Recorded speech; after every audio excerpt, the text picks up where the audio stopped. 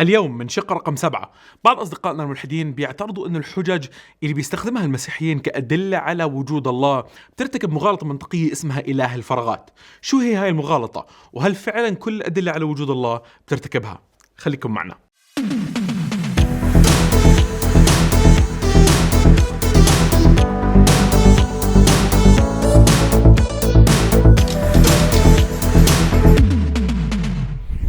الفيلسوف الملحد الشهير فريدريك نيتشه في كتابه هكذا تكلم زرادشت طرح نقد لاذع لرجال الدين المسيحيين وطريقتهم في إعطاء أدلة على وجود الله، حينما قال: لكنهم في كل فجوة وضعوا فكرتهم الوهمية سداد فجواتهم، ذلك الوهم الذي يسمونه إلها. كان يتكلم نيتشه عن إحدى أكبر الاعتراضات اللي بيقدمها الملحدين للفكر المسيحي.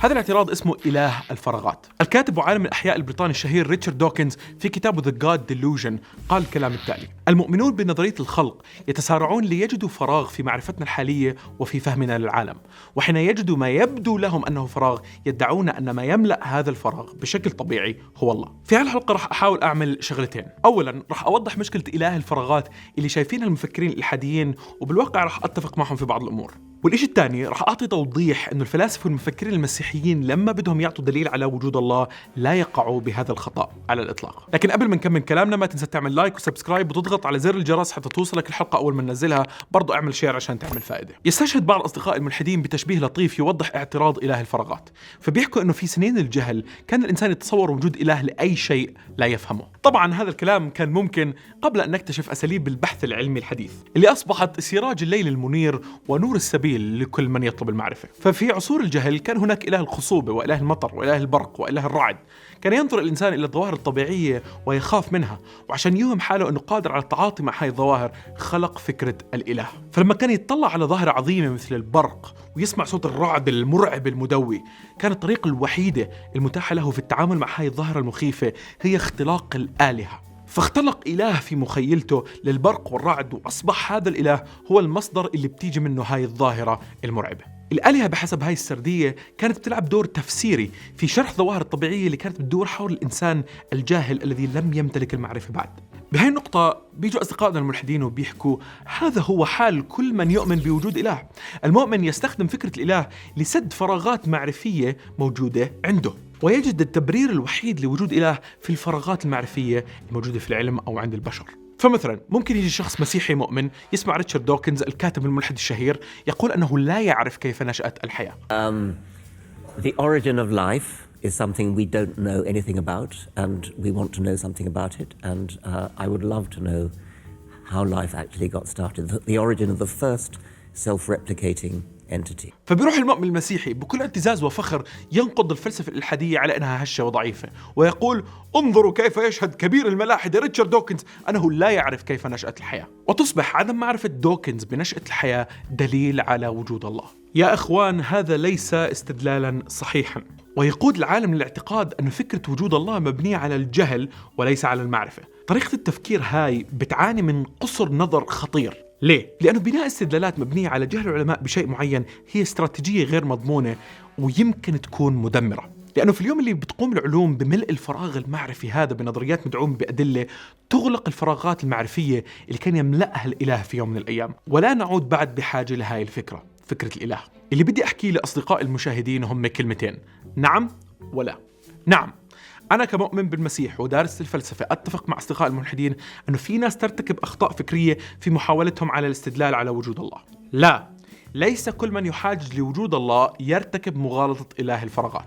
تعال نحلل الموضوع بشكل علمي أعمق. الحجة اللي بترتكب مغالطة إله الفراغات لها الشكل التالي: الفرضية الأولى: أي شيء فشل العلم بتفسيره يدل على وجود خالق. الفرضية الثانية: الظاهرة الطبيعية ألف، وهي ممكن تكون أي ظاهرة، ليس لها تفسير علمي حالي، فإذا يكون الاستنتاج الظاهرة الطبيعية ألف هي دليل على وجود الله. خليني أسألك سؤال: هل بتشوف إنه فرضية واحد اللي بتحكي إنه أي شيء فشل العلم بتفسيره يصبح دليل على وجود خالق إنها فرضية صحيحة؟ كيف يكون قصور العلم في تفسير ظاهرة معينة دليل على وجود الله؟ ما هو المبرر لهذا الادعاء؟ وما هو الدليل الذي يدعمه؟ عدم قدرة العلم على تفسير ظواهر معينة اليوم هو ليس إلا دليل على وجود فراغات في بناء المعرفي، ومن المتوقع أنه نجد فراغات لأنه إحنا كبشر لازلنا بنتعلم. في الواقع كإنسان مؤمن بوجود الله ويفكر أيضا، أقبل اعتراض الملحدين على هذا النوع من الحجج، ولا أرى بأن فرضية واحدة هي فرضية صحيحة، فبالتالي أرفض الاستنتاج بأن الظواهر غير مفسرة هي دليل على وجود الله أو دليل على تدخل إلهي مباشر بأي شكل من الأشكال.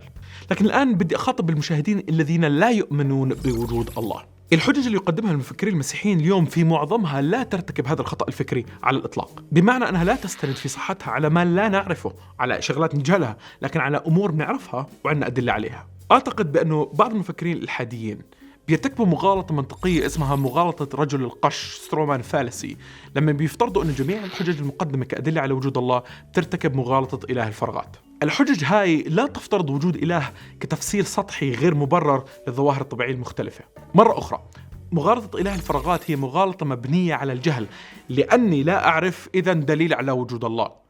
لكن الغالبية العظمى من الحجج المقدمة اليوم من الفلاسفة المسيحيين لا تقول هذا الكلام على الإطلاق، لكن تستند على أفضل ما توصل إليه العلم اليوم، وتستند على أفضل النظريات والاستنتاجات العلمية. خليني أعطيك مثال أوضح لك فيه هاي الفكرة.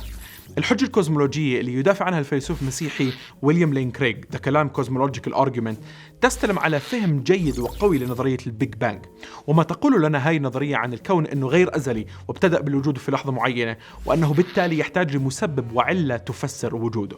ومن هناك نحاول الاستدلال استنادا على العلم وليس على الجهل على طبيعة هذا المسبب. تناولنا هذا الموضوع في الحلقتين السابقات، احضرهم واحكي لنا رأيك في الكومنتس. لكل من تابعنا، لو حبيت هاي الحلقة اعمل لايك، لو ما حبيت هاي الحلقة اعمل ديسلايك، لكن في الحالتين اعمل سبسكرايب لأنه ممكن تيجي حلقات في المستقبل تعجبك. بشكركم على حسن متابعتكم ونراكم في الحلقة القادمة.